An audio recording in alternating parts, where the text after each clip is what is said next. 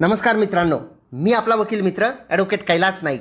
कब्जा का हरकत विषय आपल्याला समजलाच असेल, परंतु या विषयाचं खरं गूढ हे या व्हिडिओमध्ये आहे. त्यामुळे या व्हिडिओला स्किप करू नका, व्हिडिओ शेवटपर्यंत पहा.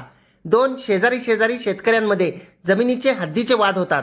माझी जमीन इथे आहे, तुझी जमीन तिथे आहे, या कारणावरून भांडणतंटा सुरू होतो. भांडणाचे मूळ संपवावे म्हणून एक शेतकरी स्वतःच्या जमिनीची मोजणी करतो. त्या मोजणीप्रमाणे नकाशा तयार केला जातो. त्या मोजणीच्या नकाशामध्ये टिपा व खुलासा या सदरामध्ये मिळकतीच्या हद्दीबाबत वर्णन केले जाते.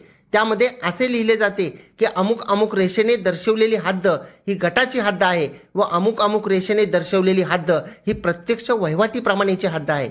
म्हणजेच प्रत्यक्ष वहिवाटीची हद्द व गटाची हद्द यांच्यामध्ये जी मिळकत असते ती मिळकत कोणाच्या मालकीची आहे, हे कोणाच्या कब्जात आहे याचा कोणताच उल्लेख त्या नकाशामध्ये केला जात नाही.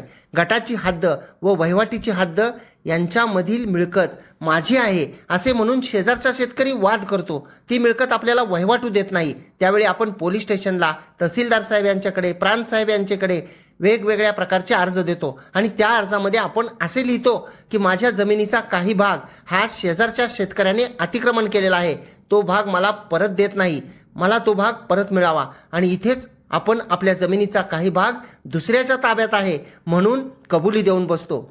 जेव्हा मोजणीच्या नकाशामध्ये आपल्या जमिनीचा कोणताही भाग शेजारच्या शेतकऱ्याने अतिक्रमण केलेला नाही असे दर्शवलेले असेल, मोजणीच्या नकाशामध्ये अतिक्रमित क्षेत्र म्हणून रंगवलेले नसेल, आपली मिळकत दुसऱ्याच्या ताब्यामध्ये आहे हे कुठेही कागदोपत्री नसेल आणि विशेष म्हणजे शेजारच्या शेतकऱ्याकडे ते क्षेत्र त्यांच्या ताब्यात आहे याचा कोणताही कागदोपत्री पुरावा नसताना आपण स्वतःहून आपल्या विरुद्धचा पुरावा तयार करत असतो व स्वतःच्या सहीने अर्ज देऊन दावे दाखल करून ती मिळकत म्हणजेच ते क्षेत्र शेजारच्या शेतकऱ्याच्या ताब्यात आहे असे स्वतःच म्हणतो.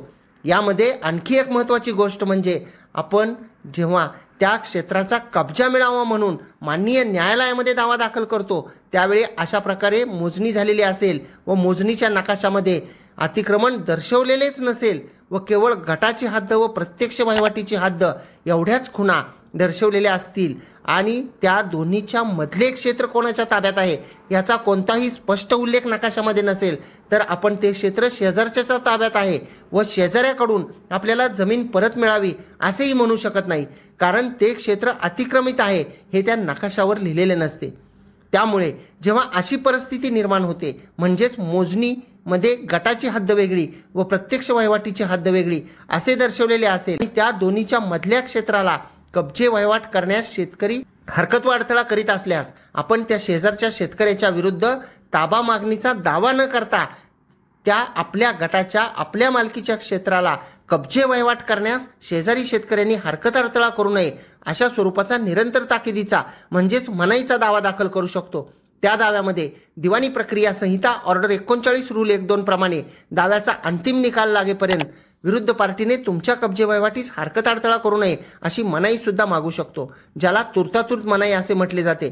त्यानंतर दाव्याची पुराव्याची अंतिम सुनावणी होऊन दाव्याचा अंतिम निकाल लागतो. अशा प्रकारच्या दाव्यामध्ये नकाशात दाखवलेले आत्ता वर सांगितलेले क्षेत्र शेजारच्या शेतकऱ्याच्या ताब्यात आहे किंवा ते शेजारच्या शेतकऱ्याच्या मालकीचे आहे ही गोष्ट शेजारचा शेतकरी सिद्ध करू शकत नाही, कारण त्याच्याकडे तसा कोणताच पुरावा नसतो. त्यामुळे आपण स्वतःच्या जमिनीचा कब्जा इतरांकडे आहे, आपल्या जमिनीमध्ये इतरांनी अतिक्रमण केलेले आहे असे कोणत्याही शासकीय कागदपत्रामध्ये लिहिलेले नसेल, नमूद केलेले नसेल तर स्वतः अर्ज देऊन दावे दाखल करून म्हणू नका. कारण आपण जर एकदा आपल्या जमिनीचे काही क्षेत्र दुसऱ्याच्या ताब्यात आहे असे स्वतःच म्हणालो तर ते क्षेत्र परत मिळण्यासाठी आपल्याला त्या पक्षकाराविरुद्ध कब्जा मिळण्यासाठीचा दावा दाखल करावा लागतो. तो दावा प्रथम कोर्टामध्ये काही वर्ष चालतो.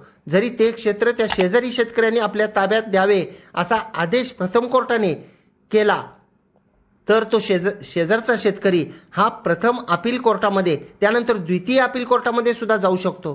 क्षेत्र जर जास्त असेल, मिळकत बागायत असेल तर त्यातूनच उत्पन्न काढून तो कोर्ट कचेरी खेळू शकतो. या सर्व कोर्ट प्रक्रियेला अनेक वर्षे जातात.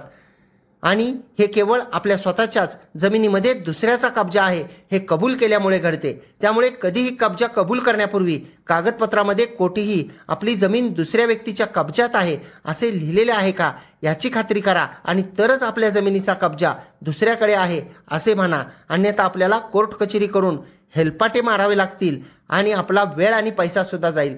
आपल्याला जर ही माहिती आवडलेली असल्यास या माहितीला लाईक करा, या व्हिडिओला जास्तीत जास्त शेअर करा। आपण जर कोर्ट कचेरी या यूट्यूब चॅनलवर हा व्हिडिओ पाहत असाल आणि अद्याप आपण कोर्ट कचेरी या यूट्यूब चॅनलला सबस्क्राईब केलेले नसेल तर सबस्क्राईब जरूर करा। बाजूचे बेल आयकॉनचे बटन दाबा म्हणजे व्हिडिओचे नोटिफिकेशन आपल्याला नियमित मिळत राहतील। आपण जर फेसबुक इंस्टाग्रामवर पाहत असाल तर फॉलो जरूर करा।